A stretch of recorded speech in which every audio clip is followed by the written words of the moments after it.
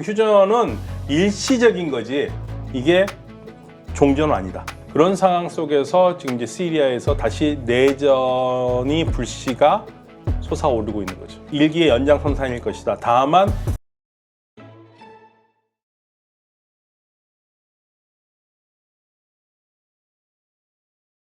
오늘 모신 분은 서강대학교 유로메나 연구소 박현도 교수님이십니다. 네, 안녕하세요. 안녕하십니까. 자, 지금 이스라엘 우크라이나 전쟁에 비해서 약간 좀 뒤로 좀 소홀해진 듯한 느낌도 들긴 합니다만 아니다 하는 이야기를 행동으로 보여주는 것 같은 이스라엘의 움직임이 좀 보여지고 있습니다. 가자 지구에 대한 맹폭이 지금 일어나고 있고 진짜 유엔 그 구호단까지도 철수해야 될 그런 상황이라고요. 네, 뭐 제가 굳이 이거를 제 말로 하기는 좀 그렇고요. 전 이스라엘 국방장관 모셰 야알론이 이런 말을 했습니다. 이스라엘이 인종 청소에 끌려 들어가고 있다. 인종 청소를 하는 단계로 들어가고 있다. 아, 그래요? 네, 지금 실질적으로 이스라엘 군이 하고 있는 거는 가자 지역에서 더 이상 팔레스타인 사람들이 살지 못하게 하는 원하든 원하지 않든. 그러니까 사실은 야알론 전 국방장관은 이스라엘이 인종 청소를 하고 있다라고 이렇게 구체적으로 얘기하기보다는 직설적으로 얘기보다는 그러한 단계로 우리가 들어가고 있다고 얘기를 하고 있습니다. 아, 그 정도로 지금 가자 지구에 대한 공격이 심한 어떤 정도를 넘어서고 있다. 전반적으로 보면은 지금 야알론이 약간 비판적인 걸로 얘기를 한 건데요.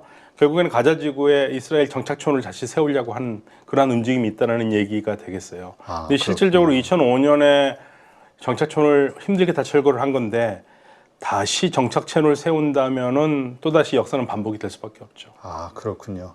과거에 그런 정착촌이 있었을 때 어떠한 일들이 벌어졌죠? 계속적으로 싸움이 있었죠. 계속적으로 싸움이 있었고 서로 불필요한 희생들을 많이 했었고요. 그래서 2005년에 정착촌을 완전히 뺀 거거든요. 근데 다시 이거를 넣는 작전으로 간다면 이거는 실질적으로 정상적인 상태는 아닙니다. 네. 지금 그런데 또 일각에서 하마스하고 이스라엘이 휴전 협상을 재개한다라는 뉴스들이 또 나오고 있어요. 네, 아무래도 네타냐후 총리에게 대통령으로 당선되기 전에 트럼프 당선자가 자신의 취임식 때까지는 전쟁을 끝내라고 얘기를 했거든요. 아, 그래요? 취임식이 1월 20일이니까요. 그래서 지금 뭐 맹폭을 어떤 면에서 보면은 휴전하기 전에 마지막 공격이라고도 볼 수 있고요. 아니면 야알론 전 국방장관의 말대로 인종 청소에 이를 정도로 정착촌을 다시 세우는 그러한 방향으로 가는 정초 작업일 수도 있고요. 네. 네. 아, 이게 참 쉽지가 않네요. 어쨌건 지금 하루에 뭐 200명 이상 사망하고 있다. 가자 지구에서 이런 뉴스들이 나오고 있는데 여기에다가 치안부재로 인해서 뭐 유엔의 구호 활동이 사실상 불가능하다. 뭐 이런 얘기들이 실제로 벌어지고 있나 보네요. 네, 뭐 이스라엘이 일단 구호 활동을 제대로 할 수 있던 환경 만들어주지 않고 있고요. 구호를 한다 할지라도 물품들이 제대로 전달될 수가 없죠. 그러다 보니까 지금 나오는 이야기가 하마스의 장악력이 떨어지면서 이제는 아무래도 불량아들 있잖아요. 불량배들이 물건을 뺏고 하는 그러한 일들이 생기고 있다라는 얘기가 나오고 있습니다. 네, 그동안 좀 약간 그 관망 자세였다고 평가받는 사우디가 최근에 이제 지금 이스라엘에 대해서 지금 상당히 비난을 심하게 하고 있는 것 같아요. 그러면서 완전히 반이스라엘, 그러니까 이스라엘은 학살 국가다라고 표현하면서 반이스라엘로 좀 돌아서는 것인가 이런 어떤 움직임이 있던데 이것도 역시 그냥 하나의 그 정치적 수사에 불과한 걸까요? 아니 근데 모하마드 빈 살만이요 갑작스럽게 얘기한 건 아니고요. 꾸준히 이스라엘에 대해서 비판의 목소리를 높여왔습니다. 사실은 굉장히 극적인 변화인데요. 모하마드 빈 살만 왕세자가 전에는 답답할 정도로, 그러니까 사우디 사람들이라든지 팔레스타인 문제를 지지하는 사람들이 보기에는 답답할 정도로 이스라엘에 대한 비판을 아껴왔거든요. 네. 이스라엘과 같이 간다는 식으로 계속 얘기를 해왔고, 실질적으로 뭐 이야기가 나왔던 게 뭐 수교만 하지 않았지 이미 서로 왔다 갔다 하고 있고, 수교한 거가 마찬가지다 할 정도의 그 허니문까지 허니문 기간이 있었다고 할 정도로 그러한 상황이었는데, 거기에는 사우디아라비아가 이스라엘에게 요구하는 거는 어떤 면에서는 굉장히 단순한 거예요. 이스라엘이 받아들이기 어렵겠지만 팔레스타인 문제 해결해라. 팔레스타인 문제를 해결하고 그러면 우리가 이스라엘과 손을 잡겠다. 여기까지 분명히 답을 줬거든요. 근데 네. 이스라엘이 그 답에 대해서는 따뜻한 맛을 보이지 않고 계속적으로 팔레스타인 문제에 대해서 지지진이 풀고 있으니까 사우디아라비아 입장에서는 팔레스타인 문제를 해결하지 않는 상태도 어려운데 팔레스타인 문제 해결은커녕 문제를 더 복잡하게 만드는 이스라엘과 손을 잡는다는 것은 실질적으로 자살행위거든요. 네, 중동에서. 그렇죠. 그러니까 원래 정책 결정자들은 차가운 머리로 정책을 결정할 수 있겠지만 바라보는 국민의 가슴은 뜨겁거든요. 네. 괴리가 크죠. 그러니까 무함마드 빈 살만 왕세자가 머리가 없는 사람이 아닌데 국민들의 감정을 못 읽을 수는 없겠죠. 지금은 너무나 자연스러운 발로라고 봅니다. 이스라엘이 만약에 사우디와 수교한다면 어떤 일들이 벌어질까요? 그게 그렇게 매력적이지 않은가요? 이스라엘 입장에서? 그거보다도 지금 네타냐후 총리는요, 사우디 수교보다도 이왕 칼을 뺐으니까 어떻게 해서든지 강경파들의 휘둘리는 면도 있고요. 팔레스타인 문제를 자기네 방식으로 해결하겠다라는 의지를 보이는 것 같아요. 저 우크라이나 같은 경우는 국민들 땅을 찾지 못하더라도 끝냈으면 좋겠다. 이게 뭐 과반수로 훨씬 넘는다 이런 뭐 설문조사가 나오고 그랬는데 이스라엘도 국민들이 좀 지칠만 할 때 되지 않았나요? 지칠만 할 때 됐죠. 사실은 지치는데 이스라엘 국민들이 전시라서 말을 좀 아끼고 있는 것 같아요. 전선이 아직 열려 있으니까요. 근데 일단은 한 전선은 끝났거든요. 근데 이스라엘 국민들이요, 만약에 이제 헤즈볼라와 휴전이 안정적으로 가서 북부 쪽으로 이스라엘 주민들이 다시 돌아갈 수 있다면은 목소리를 좀 크게 내서 전쟁 중지를 외칠 것 같은데 지금 현재로서는 그 정도까지는 나오지 않고 있는 것 같습니다. 네. 어쨌든 사우디가 이렇게 강하게 이스라엘을 비판하고 반이스라엘 행보를 보인다 했을 때는 그래도 신경 쓰이는 게 미국일 텐데요. 네. 미국의 입장은 이와 관련해서 어떤가요? 미국도 지금 특히 할 말이 없어요. 지금 현재 정부에서는. 오히려 지금 사실은 이런 문제를 어렵게 만든 건 바이든 행정부거든요. 그러니까 무함마드 빈 살만 왕세자의 이러한 전례 없이 강한 태도는요, 트럼프 대통령이 취임하면서 새롭게 문제를 풀어보겠다라는 의지일 수도 있습니다. 그러니까 지금 현재 바이든 행정부에게는 기댈 게 없다라는 얘기죠. 네. 이미 포기한 상태고요. 그래서 트럼프 행정부가 들어왔을 때 제대로 협상을 하기 위한 하나의 고도의 협상 카드일 수도 있습니다. 네. 근데 예전 일기 때 보면은 트럼프는 완전히 친이스라엘 정책을 피지 않았었나요? 맞습니다. 친이스라엘 정책이죠. 그 친이스라엘 정책이 아마도 일기에서와는 크게 변하지는 않을 것 같아요. 그러니까 상반된 시각이 두 개 있습니다.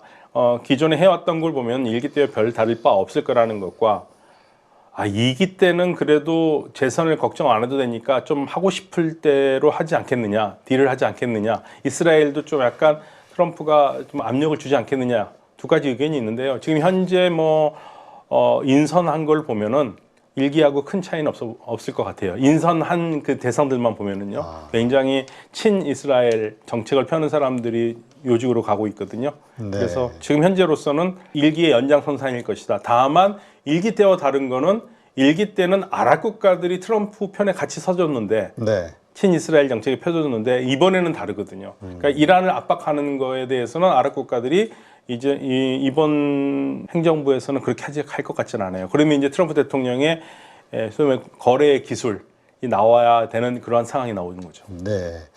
그 모든 나라들이 사실 지금 트럼프 눈치를 보잖아요. 그리고 트럼프는 예측 불허 어떤 일을 할지 모른다 뭐 이러면서 사우디 같은 경우도 좀 트럼프 행정부를 이제 좀 의식을 해서 뭔가 좀 조심하지 않을까 이런 생각을 했는데 오히려 좀 강경책이 나와서 아마 공부해서 그러지 않았을까요?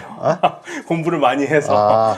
오히려 이게 더 네. 협상일 수도 있다. 네. 어차피 우리 협상할 거면 트럼프 대통령처럼 우리 높게 불러놓고 각계 급파로 좀 가보자라는 게 아닐까요? 그러니까 이미 지금 공부는 다 한 것 같아요.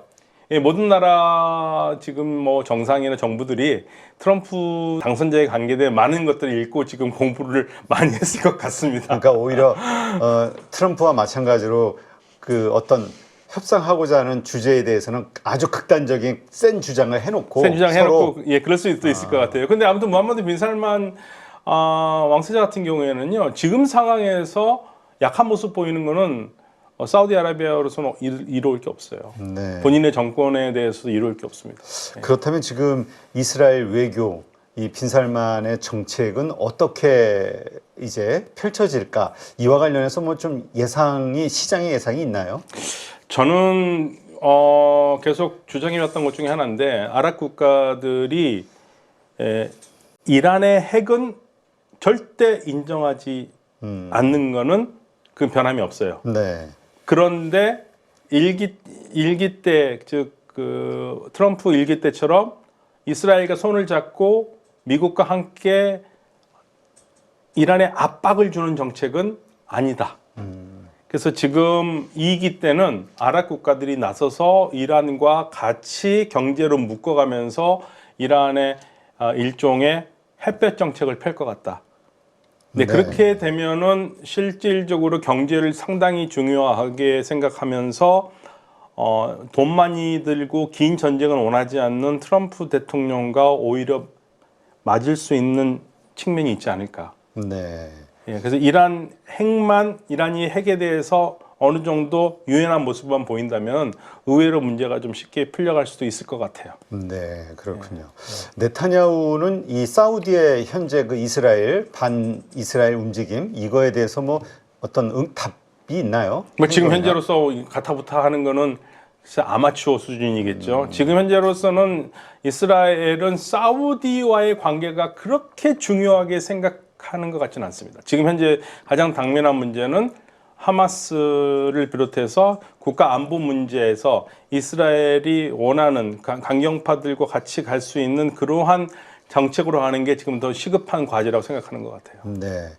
그렇다면 이스라엘과 이 사우디의 이 움직임 이거에 대해서 현재 미국의 입장은 그냥 관망 정도? 지금 현재로서는 할 수 있는 게 별로 없죠. 네. 이제 본격적으로 사우디 바이든 행정부가 트럼프 행정부로 바뀌면서는 본격적으로 문제가 드러나겠죠. 물론 물밑에서는 뭔가 움직임이 있을 수 있겠지만 현재로서는 트럼프 대통령은 보고 있는 것 같습니다. 네. 사실 며칠 전, 그러니까 11월 27일부터 한 60일간 이스라엘과 그다음에 헤즈볼라가 휴전 협상을 했잖아요. 그래서 이제 중동의 평화가 오는 하나의 첫걸음이 아닌가 이렇게 기대를 하셨던 분들도 있었는데 그 이후의 상황은 별로 그렇게 나아지는 게 없는 것 같아요. 어떻게 보시나요? 두 가지 측면이 있는데요. 헤즈볼라가 어쩔 수 없이 너무 당했기 때문에 휴전을 응할 수밖에 없었다라는 주장이 하나가 있고요. 또 다른 쪽 주장은 오히려 헤즈볼라 쪽에서는 아니다. 헤즈볼라가 휴전을 구걸한 게 아니라 이스라엘이 구걸을 했다. 아, 그래요? 네. 왜냐하면 이스라엘 군인들 많이 죽었다. 탱크도 한 50대가 파괴가 됐고 이스라엘이 그 자랑하는 그 탱크가 50대나 파괴됐고 이스라엘 군인들도 상당히 많이 죽었다. 다친 사람만 한 2,000명 되고 죽은 사람만 한 200명 된다. 그러니까 지난 휴전 협정이 있기 직전에 한 3일 동안에 헤즈볼라가 어마어마한 공격을 퍼부었는데 언론에 나오지 않았을 뿐이다. 어떤 게 맞는지 모르겠습니다. 네.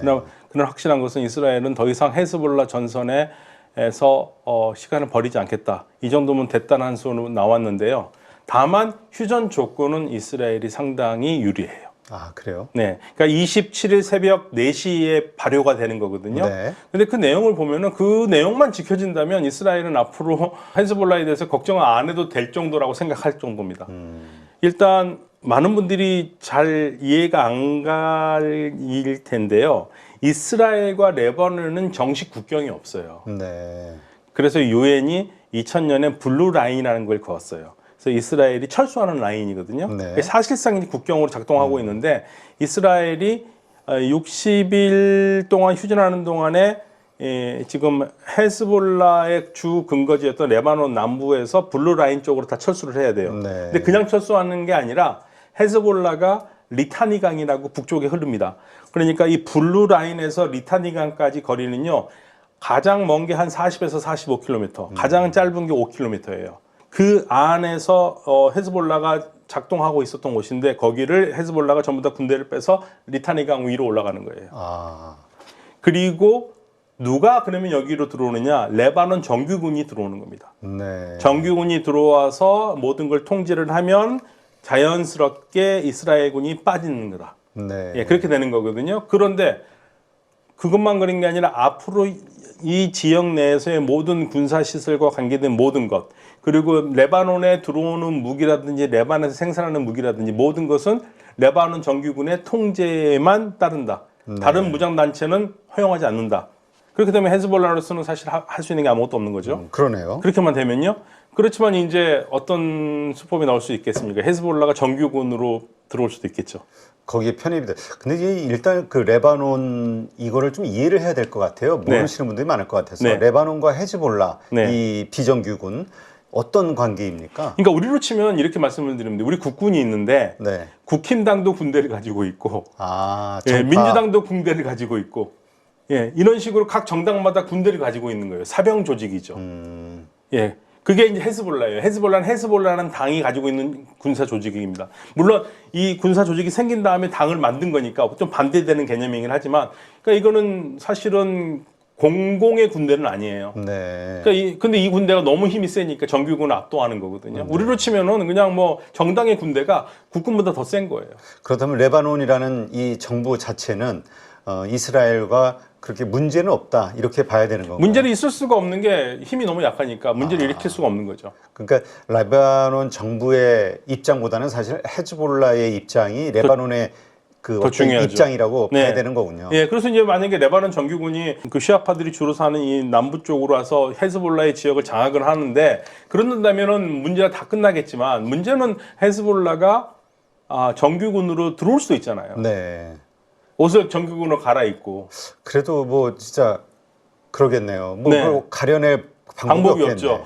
그래서 이제 미국이 이스라엘에 약속한 게 있습니다. 우리가 그걸 보고 그걸 반드시 잡아내고 그런 문제가 있을 경우에는 그때 조치를 하겠다. 그러면 이제 이스라엘은 아예 말로만 조치하면 안 되지 않느냐. 그래서 휴전 협정에는 넣지는 못했어요. 네. 넣지는 못했는데 미국과 이스라엘 사이에서는 아마도 만약에 이 휴전 협정을 어길 경우에는 이스라엘은 언제든지 레바논으로 공격할 수 있는 그러한 것을 약속을 받은 것 같아요, 미국에. 그렇다면 지금의 휴전 협상도 되게 그 불안정스러운 불안정한 언제든지 거죠. 깨질 수 있는. 그렇죠. 그러니까 이스라엘은 지금 휴전은 일시적인 거지 이게 종전은 아니다. 이 얘기를 계속 강조하고 있고요. 말은 60일이지만 60일이 안 될 수도 있다고 얘기를 하고 있습니다. 네.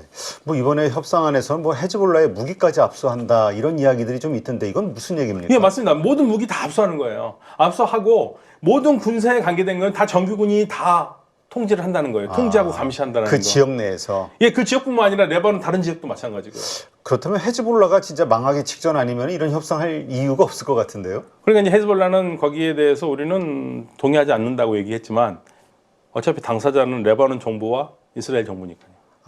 그렇다면 이 헤즈볼라 이 협상은 헤즈볼라와 이스라엘의 협상이 아니라 레바논 정부와 이쪽의 그 그렇죠. 이스라엘의 협상. 그러니까 레바논 정부가 할 때마다 이거 어떻게 생각하니 이런 식으로 물어보고 이렇게 하는 거죠.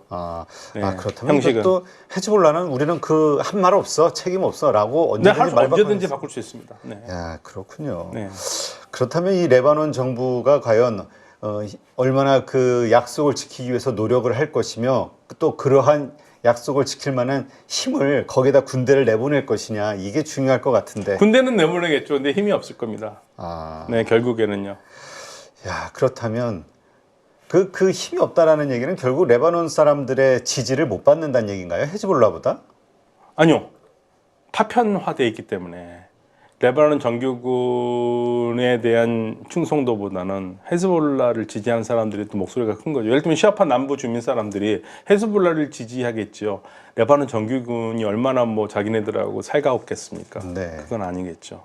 그렇다면 일단 우리가 이것이 제대로 돌아갈 것이냐라고 판단하려면 그 전쟁 때문에 떠났던 레바논 주민들이 돌아오는가, 평화다 이제 이러고 돌아오는가를 봐야 될 것 그렇죠. 같은데요. 그러니까 이스라엘에서도 블루라인에서 5km 내에서 살던 주민들이 공식적으로는 6만 명. 네. 예, 근데 뭐 이스라엘 공식적인 입장이고요. 다른 데서는 뭐 23만까지 보더라고요. 그러니까 어느 게 맞는 걸 모르겠습니다. 저는 이제 정부의 공식 발표 6만 명. 시리아의 이 지역, 그러니까 그 크기가 어느 정도 되냐면요. 2,400제곱킬로미터예요. 그러니까 서울시가 600제곱킬로미터더라고요. 네. 한 서울시 4배 정도 크기의 땅이거든요. 거기에서 유엔 난민구구에 따르면 약 86,600만 명의 피난민이 생겼어요. 피난민이. 그러니까 9만 명. 네. 이 양쪽 합쳐서는 최소 15만 명이 다시 이제 고향으로 돌아오겠죠. 돌아오고 못 돌아온 사람들은 주로 이제 시아파 사람들인데요. 레바논 다른 쪽에서 살겠죠. 그런데 다른 쪽에서 좀 생각해 보세요.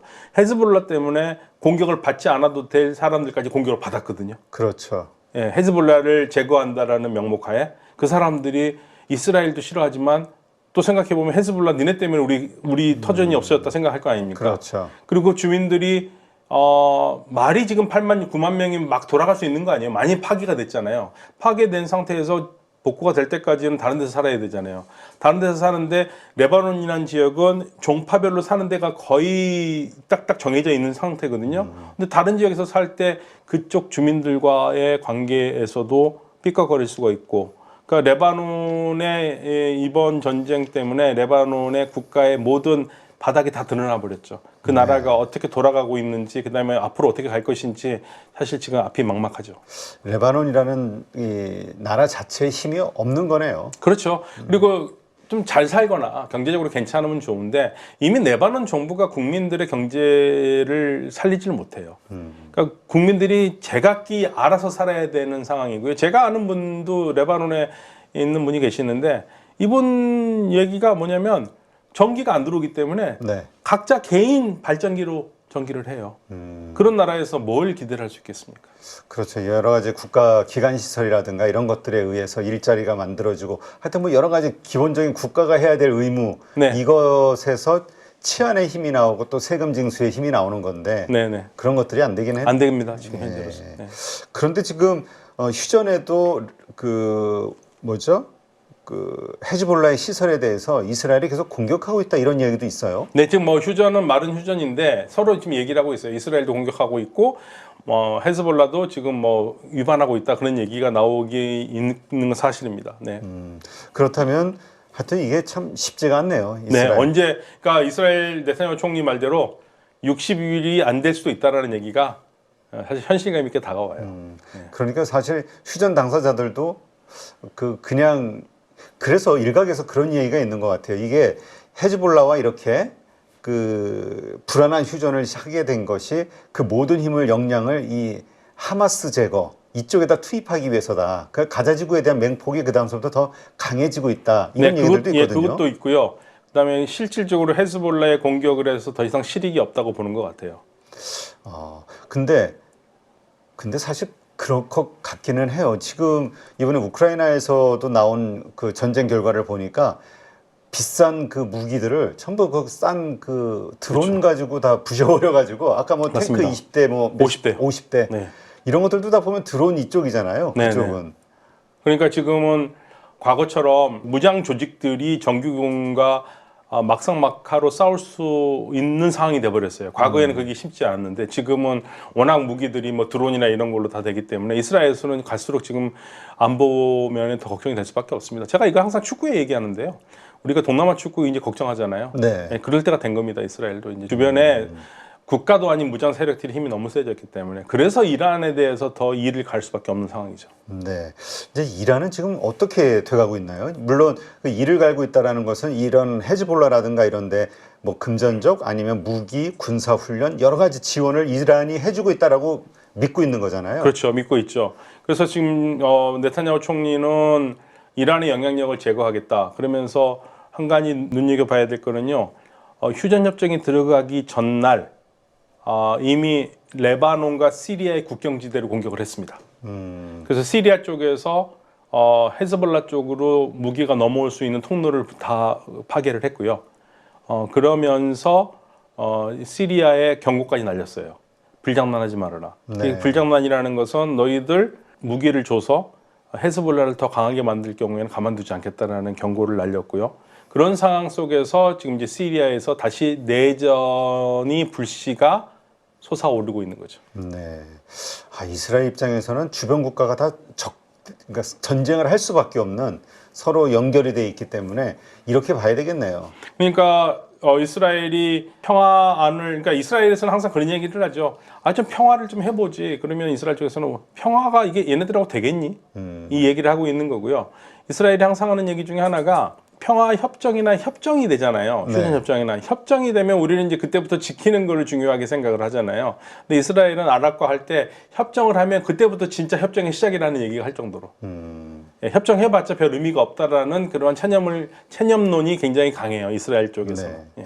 이와 관련해서 뭐 아까도 사우디의 입장, 반이스라엘 그런 행보들이 나오고 있는데 이란은 지금 특별한 움직임이 없는 것 같다는 생각이 드는데요. 이란은 지금 트럼프가 취임하기 전에 몸값을 올리려고 굉장히 많이 노력을 할 겁니다. 그러니까 몸값을 올린다는 얘기는 전보다 더 강력한 노력을 기울여서 핵농축 능력을 더 늘리거나 네. 그래야지 결국에는 좋은 값에 협상을 할 수가 있잖아요. 그래서 지금 트럼프 당선이 됐으니까 거기에 대한 만반의 대비책으로 지금 협상 능력을 배가하는데 정신을 쓰고 있는 것 같아요. 네. 하여튼 트럼프의 영향력이 엄청나죠. 상당한 것 같기는 해요. 네, 어쨌건 엄청나죠. 모든 나라들이 알아서 심지어는 저같이 아무 상관없는 사람까지 다 트럼프가 뭔 생각하는지 알려고 노력하니까요. 알겠습니다. 자, 그렇다면 헤즈볼라와 이스라엘 60일 이후에는 어떻게 될 것이냐?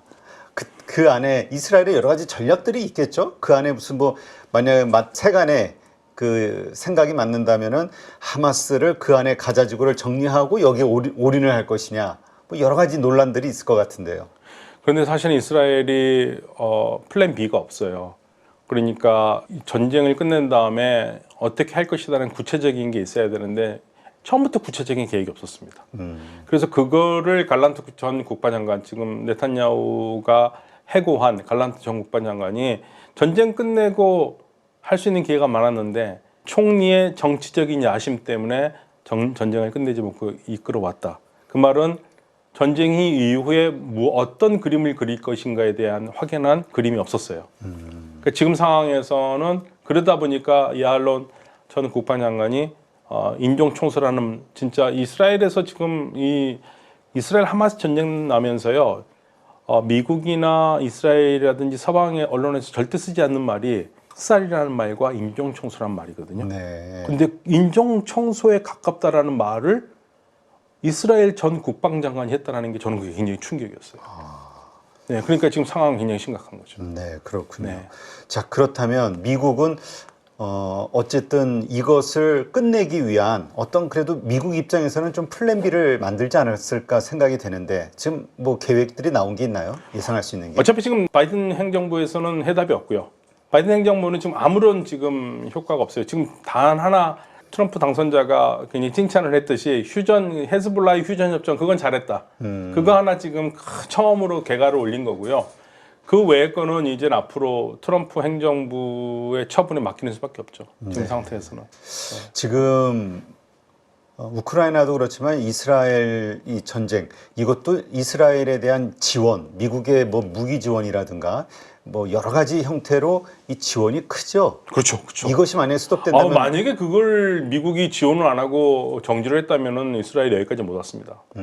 이미 전쟁을 휴전을 했겠죠. 그래서 지금 계속 바이든 행정부의 지금 전쟁 정책에 대해서 비판하는 사람들이 진작 끝낼 수 있는 전쟁인데 미국이 계속 무기를 대줘서 여기까지 온 거 아니냐. 실익이 뭐냐? 그걸 물어보고 있는 거죠. 네, 이 정도 되면은 지금 전쟁 시작한 지가 몇 개월이죠? 이게 지금 2023년 10월 7일에 시작했으니까요. 네. 지금 1년하고도 지금 2개월이 들어간 14개월로 들어가죠. 이번 12월 7일이면은요. 네. 어마어마하죠. 이스라엘도 상당히 경제적 경제적 타격은 클 수밖에 없습니다. 네. 장난이 아닐 것 같은데. 네. 뭐 신용 등록도 신용 지수도 떨어졌고요. 그런데도 지금 감내하면서 하겠다라는 거예요. 근데 더 문제는 지금 군인들이 죽어가고 젊은 사람들이 죽어가잖아요. 그리고 앞으로도 전쟁이 끝나도 안전하게 살 수 있는 나라라는 믿음이 없는 거죠. 네, 언제든지 이런 일이 반복될 수 그렇죠. 있다. 언제든지 이런 일이 반복될 수 있기 때문에 이게 이제 이스라엘의 가장 큰 딜레마입니다. 그렇다면 그 전쟁이 끝나고 나서 뭐 네타냐후에 대한 그 실각 혹은 뭐 감방 가는 얘기 뭐 여러 가지가 있습니다만 이스라엘 국민들의 이 뭐라 그럴까요? 이 전쟁으로 인해서 바뀌는 어떤 생각, 정치에 대한 생각 이런 게 좀 분위기가 지금 있나요? 나오는 얘기가 전쟁이 끝나면 휴전이 되면은 제일 먼저 이스라엘 총리의 책임을 물어야 된다는 얘기가 나오고 있거든요. 근데 네. 그 중에 하나가 지금 심각한 거는 2023년 10월 7일 전쟁이 알고도 못 막은 거냐 아니면 모르고 못 막은 거냐. 네. 그 논란이 있군요. 네, 논란이 있습니다. 그러니까 이스라엘에서는 정보 쪽에서는 아래쪽에서는 계속 정보 실무자들은 하마스의 이상 동향을 계속 얘기를 했는데 결국은 채택이 안 됐거든요. 네. 자, 그게 무슨 의미냐라는 것을 물어보고 있어요. 그래서 지금 네타냐후 총리는 전쟁이 끝나면 그 부분에 대해서 상당히 곤혹스러운 일을 겪을 수밖에 없을 겁니다. 계속 우리로 얘기하면 감사를 계속 받아야 되는 거군요. 네, 감사와 조사를 받을 수밖에 없는 거예요. 네. 자, 그렇다면 이제 이 중동 앞으로 어떤 식으로 또 흘러갈 것이냐 전망을 좀 해보신다면. 이게 이제 더 문제는요. 이스라엘 하마스가 어느 정도 이제 포성이 멈춘 것 같은데 네. 시리아에서 다시 포성이 터지기 시작했어요. 그러니까 시리아 내전이 2011년에 시작돼서 실질적으로 러시아와 이란이 지원하는 시리아 정부군이 전쟁을 이겼다고 할 정도까지 왔는데 네. 그런데 아직 완전히 전쟁이 끝난 건 아니거든요. 시리아 정부가 약 80%의 국토를 장악하고 있지만 20%는 뺏기고 있는 상태예요. 네. 반군에게. 그러니까 반군도 어떤 형태의 반군이라는 게 문제인데 시리아가 내전이라고 그러잖아요. 네. 그럼 내전이면은 반군이 당연히 시리아 사람으로만 구성된 반군이어야 되잖아요. 네. 근데 이 반군이 다 국적군입니다. 아, 그래요? 네. 그래서 시리아 내전이 끝나기 어려운 게요. 시리아 정부군과 시리아 반군이 싸우는 게 아니라 시리아 정부군과 시리아 정부군을 지원하는 외국군, 시리아 반정부군을 지원하는 외국군과 극단주의 세력이 같이 싸우다 보니까 이게 답이 안 나오는 겁니다. 그래서 지금 이번에는 북서부 쪽 이들립주 지방을 극단주의자들이 장악하고 있었고요. 그 옆쪽을 튀르키예 정부가 장악하고 있는데 튀르키예 정부가 이 극단주의자들을 지원하거든요. 지지하거든요. 네. 근데 이들이 알레포를 지금 공격해가지고 알레포를 장악을 했어요. 완전히 다 장악한 건 아니지만 상당 부분들을 장악하고 있는 상태고요.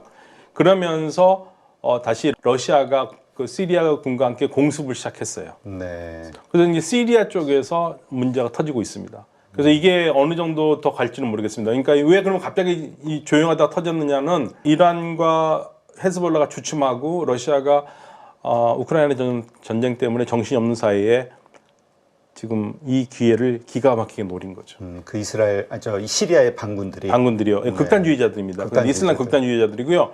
그리고 나오는 얘기가 지금 계속 나오는 얘기가 이스라엘이 이 시리아를 공격하면서 결국에는 반군들을 도와준 건 아니냐 얘기하는데 그건 전체가 너무 많이 간 것 같고요. 그거는 반군들이 공격한 거는 갑작스러운 공격은 아니고 네. 계속 공격하겠다고 준비를 해왔고 시리아 정부군의 실수도 있습니다. 시리아 정부에서 아랍 국가들의 이야기를 들어서 이란이 지원하는 군대들을 철수를 하기를 요청을 했고 네. 그러니까 이란 쪽에서 알레포 서쪽에 있는 군대를 철수하기 시작했거든요. 네. 그러니까 이제 공간에 열렸다고 본 거죠. 그래서 공격이 들어갔는데 하필이면 이제 헤즈볼라의 휴전과 맞물려서 공격이 되니까 여러 가지 지금 추측이 나오고 있습니다. 네. 이게 다 또 종교 정파들이 관련돼 있으니까 이게 쉽지가 않네요, 진짜. 쉽지가 않습니다. 더군다나 더 문제는요. 전 세계 많은 나라들이 테러 분자들 없애야 된다고 얘기를 하면서도 자신들한테 유리할 때는 그 테러 분자들을 이용해서 써먹고 있어요. 그러니까 튀르키예도 말로는 어디 가서 우리는 테러를 비판한다고 그러고 테러는 이슬람에서 있을 자리가 없다고 얘기를 하는데 정작 지금 이번에 문제 일으킨 극단주의자들을 지원하는 건 튀르키예입니다. 네.